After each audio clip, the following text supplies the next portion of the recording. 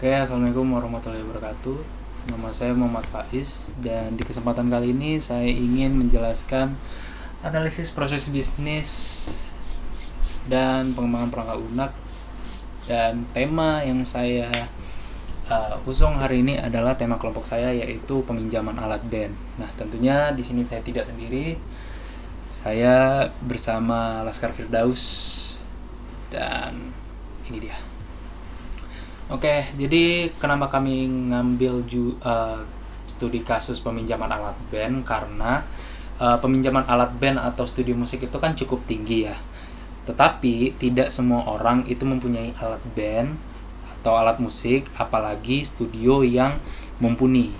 Kalaupun mau bikin studio sendiri itu lumayan riweh karena itu kan berisik dan bisa mengganggu tetangga. Nah, jadi peminjaman studio atau alat band itu menjadi alternatif yang bisa kita gunakan gitu.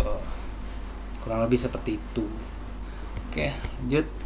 Nah, di sini identifikasi pelakunya ada 3, yaitu customer, admin, dan teknisi. Mungkin di sini peran-perannya seperti customer melakukan booking, memberikan data peminjaman, admin mencatat customer dan detail peminjaman, dan teknisi memeriksa kondisi alat. Lanjut. Nah, kemudian identifikasi proses. Di sini tentunya saya tidak akan jelaskan semuanya, tapi kurang lebih seperti ini proses dan pelaku yang terlibat. Di sini juga identifikasi objek. Ini juga saya tidak bisa jelaskan semuanya karena waktunya yang sangat mepet. Kemudian, nah, ini adalah diagram swimline yang sudah kami buat. Di sini mungkin saya bisa langsung jelaskan, tapi sebelum itu diagram swimline itu digunakan untuk menggambarkan alur proses bisnisnya berdasarkan pelaku yang terlibat. Oke, saya zoom aja di sini.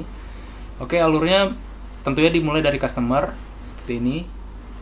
Customer melakukan booking, bisa via chat atau datang langsung, kemudian menyampaikan data diri dan kebutuhan peminjaman, apa yang mau dipinjam, kemudian memilih alat dan jadwal, terus dilempar ke admin, dan admin langsung mencatat data customer dan detail peminjaman, memeriksa apakah tersedia atau tidak alatnya. Kalau di studio tidak tersedia, akan memilih dan alat dan jadwal lagi. Jadi ini bentuknya kayak pengulangan gitu.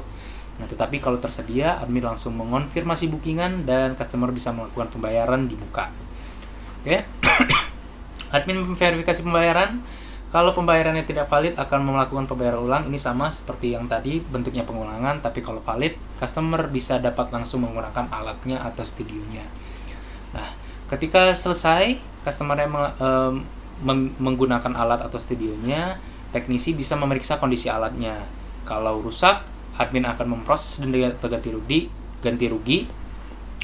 Kemudian di sini customer membayar denda dan admin bisa langsung menyelesaikan transaksi. Tapi kalau tidak ada kerusakan, maka transaksi bisa langsung diselesaikan. Oke. Nah, ini kebutuhan data informasi setiap proses pelaku sama seperti tadi. Ini ada prosesnya, ada pelaku yang terlibat, data yang dibutuhkan, dan informasi yang dihasilkan. Jadi ini versi lebih lengkapnya dari yang swimline tadi. Lanjut. Nah, di sini diagram use case. Jadi ini digunakan untuk menggambarkan hubungan antara aktor dan fungsi utama dalam sistemnya. Seperti itu. Jadi ada tiga aktor utama, customer, admin, dan teknisi. Seperti customer nih mengkonfirmasi bookingan, pembayaran menggunakan alat studio, membooking peminjaman, dan denda dan penjelasan transaksi. Begini admin juga ada peran-perannya dan teknisi.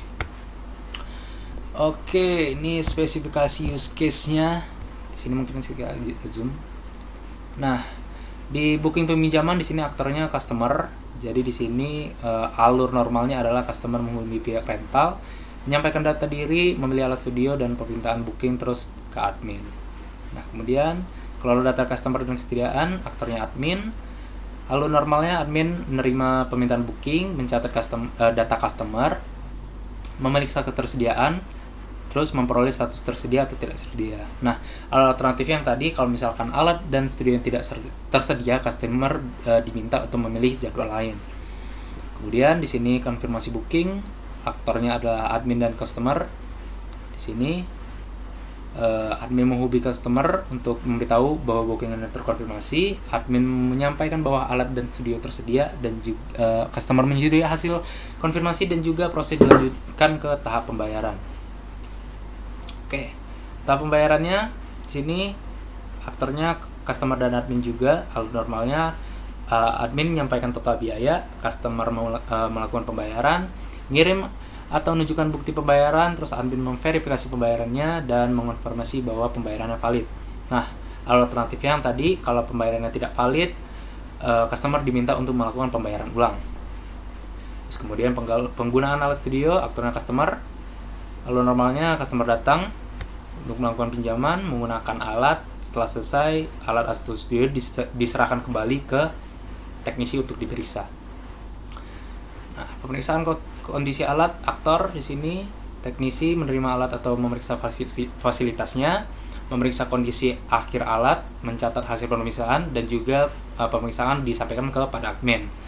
Nah, kalau ditemukan kerusakan, maka pemeriksaan diteruskan ke admin untuk memproses denda atau ganti rugi. Dan penyelesaian transaksi admin dan customer, aktornya admin menerima hasil pemeriksaan dari teknisi. Jika tidak ada kerusakan, admin bisa langsung menyelesaikan transaksi.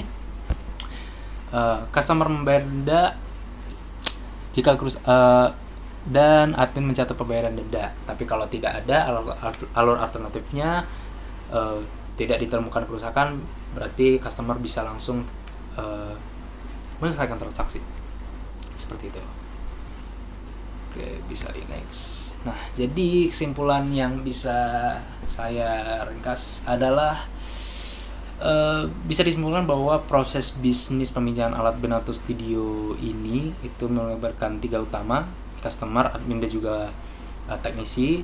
Terus tahapan dimulai dari booking, pengecekan, ketersediaan, pembayaran, penggunaan alat atau studio, pemeriksaan kondisi alat, hingga penyelesaian transaksi. Nah, alur ini tuh menunjukkan bahwa proses peminjaman sudah berjalan dengan terstruktur dan dapat digambarkan melalui diagram swim lane tadi dan juga use case. Nah, selain itu data dan informasi seperti data customer, detail peminjaman, pembayaran, dan lain-lain itu penting untuk mendukung kelancaran proses bisnis supaya lebih efektif, lebih tertib gitu, meminimalisir kesalahan. Kurang lebih seperti itu. Nah, mungkin segitu aja dari saya dan kelompok saya. Lebih kurang mohon maaf. Assalamualaikum warahmatullahi wabarakatuh.